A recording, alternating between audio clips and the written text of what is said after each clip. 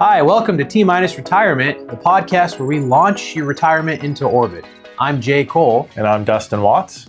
Today we wanted to talk about a subject that's most commonly asked when we talk with clients or even potential clients, and that's Roth conversions. Oh, yeah. Yeah, I'm sure you probably have heard that either through your advisor or a talk radio or even a TV commercial, but it's one of the most commonly asked things. Well, people always hear about it online or what have you, and they think it's a way to kind of game the system a little bit. Yeah. They're almost like getting one over on the IRS. And so people are always asking if they should be doing Roth conversions. Yeah. And before even going into this, we want to just start out by explaining what a Roth conversion is. And that's essentially converting either partially or the full account balance of any tax-deferred account. So whether that be a 401k or just a traditional IRA, the whole goal of that is converting it to a Roth, so that's tax-free. You're having to pay the taxes on whatever that amount is now and treat it as income. And then if you allow it to grow tax-free, any distributions you make after that's going to be tax-free, including if it made 100% in the market. So basically paying the tax now, converting it to tax-free for long-term. Yeah, exactly. Okay. Yeah. And we thought it'd be fun maybe just to talk about a couple, shall we say, horror stories of Roth conversions gone bad. And maybe this is where prudent planning comes to see if it's right for you or not. But, one I've read where an individual, they had $1 million traditional IRA, and when they retired, decided to convert the entire amount. Mm-hmm. Well, you're converting $1 million of pre-tax income to a Roth. Well, you got to pay taxes on $1 million. And so not only did they lose out on just, let's just say 40% or 45% of that amount just going to taxes, but on top of that, that caused other things to increase, like their Medicare surcharge, as well as having to pay additional taxes that was pretty much unnecessary. Yeah, that's a big one is, converting the whole account without really being strategic. Another one that I've commonly looked over has been converting money in a higher tax bracket now. They're doing a Roth conversion while maybe they're still working. They're paying more money on those funds now, when if they would have just waited, a few years, they actually would have been in a lower tax bracket in retirement. Yeah. And this is very dependent on your situation. Everybody's situation is different, but a lot of times people get a little antsy to start Roth conversions, and they don't think about, okay, what is my tax brackets going to be in just a couple of years? Where am I going to be living? What states? All these sorts of things. And so they actually end up converting money to a Roth at a higher tax bracket than maybe just a few years down the road. Yeah. So that's not the way to go about Roth conversions, and you just ended up paying a little bit more to Uncle Sam than you probably intended to. So you might ask yourself, when should you do it? Mm-hmm. And I think the biggest key is if you expect to be in a lower tax bracket now versus retirement, then it's good to do that now. And a good example would be, you'd say you retire early, you're not taking any pension or Social Security just yet, but you're able to live off of savings for a couple years. Well, theoretically, then you have pretty much no income taxes that you're paying if you're not having any income. Yeah. So doing a Roth conversion up to the 12% bracket or the 22% bracket, that would really save you, especially if you're expecting a pension or a Social Security or even your RMD to be much higher when you do actually, let's just say 73, when you do actually have to take those things.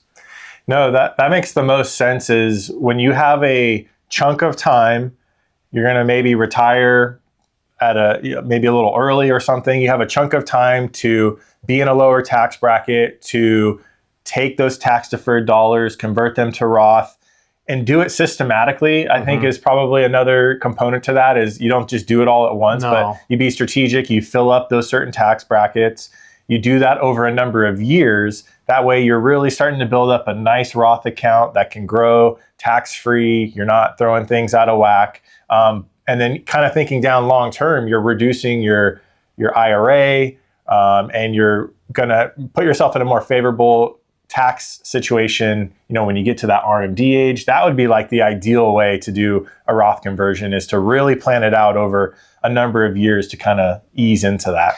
Yeah, kind of to summarize it, the whole goal of it is to find that tax arbitrage where the tax rate from converting it versus the tax rate when you're going to withdraw either a specific amount or the whole amount, let's just say if it's a smaller account, you want that tax rate converting now to be less.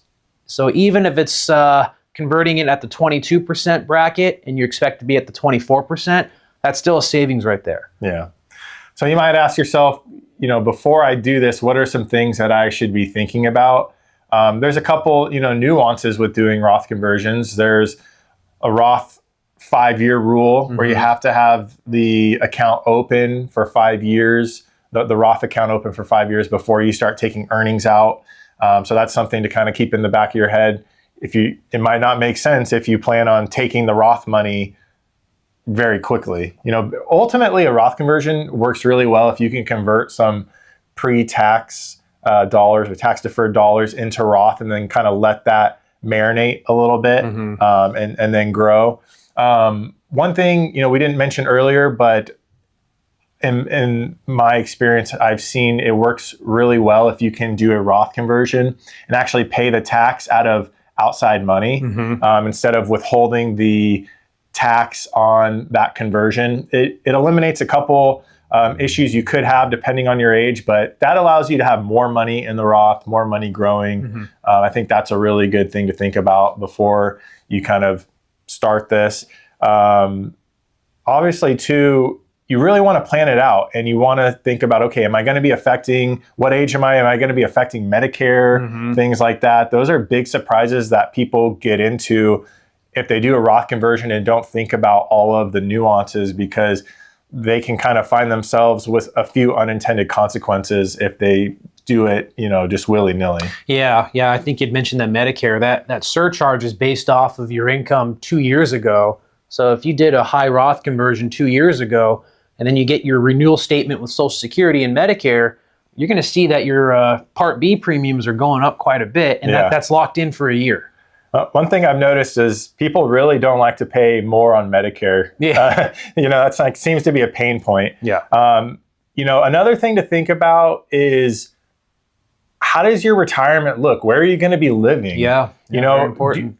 Are you going to be moving to a tax-free state? Maybe you don't want to do a Roth conversion if you live in the state of California, when next year you're going to be moving to Florida or Nevada, where there's no state income tax. You can do the conversion there when you're a resident of that state and save yourself even a little bit more. So you really, before you do anything with a Roth conversion, need to sit down, make sure it's right for you, make sure you kind of check all the boxes, and don't pull that trigger too early.